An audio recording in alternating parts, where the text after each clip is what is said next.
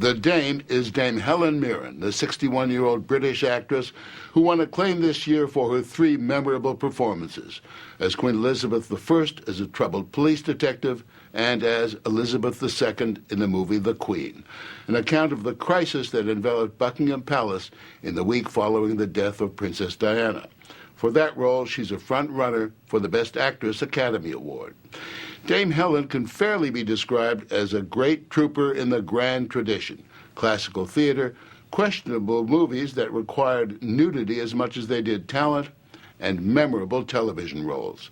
But her specialty is playing formidable women, women of great power, women with great flaws. Like Her Majesty, the reigning Queen of England. You obviously know my job better than I do.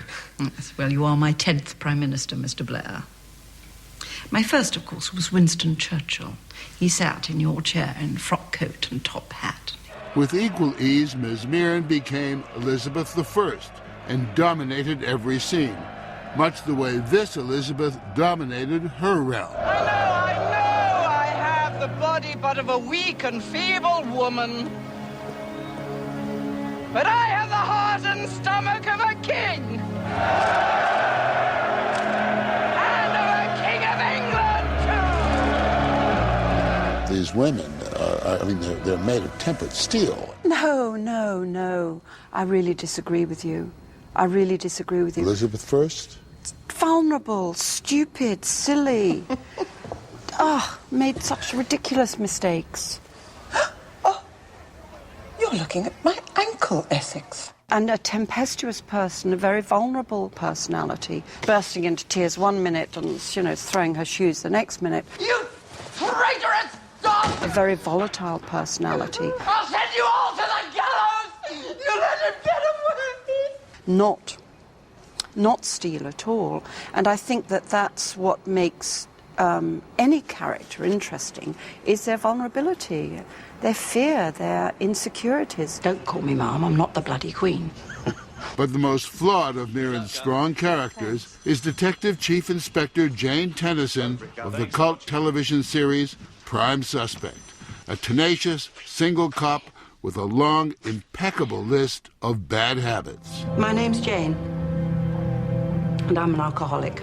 Including sleeping with the wrong people. I just don't like being treated like some black stud. Mirren plays her with a total absence of vanity, especially in the very last installment of Prime Suspect.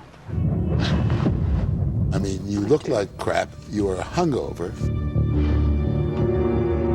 You know you've done something naughty the night before, but you can't even remember who you did it with.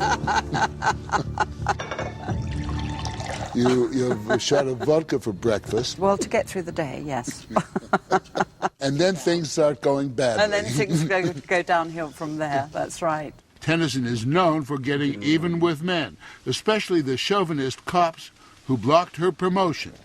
She uses words as if they were bullets. There is a 12-week residential course I could send you on that is specially designed to help you appreciate cultural sensitivities. I'd prefer amputation. Yeah, well, that's not what you need cutting off. Go on, piss off. Was the opportunity to play a role in which a woman treats men like dirt?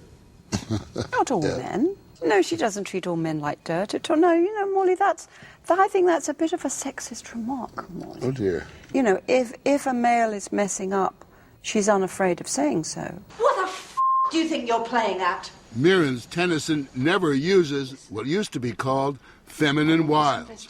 No sweetness, no light. As a woman, you're used to getting your own way or asking for things with a smile, Would you mind? Is it okay?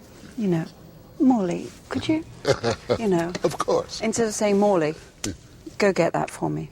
But how much Jane Tennyson is in Helen Mirren? One critic said she's all about sex and domination. Part submissive, vulnerable, and yet invincible. Pretty good. Very accurate.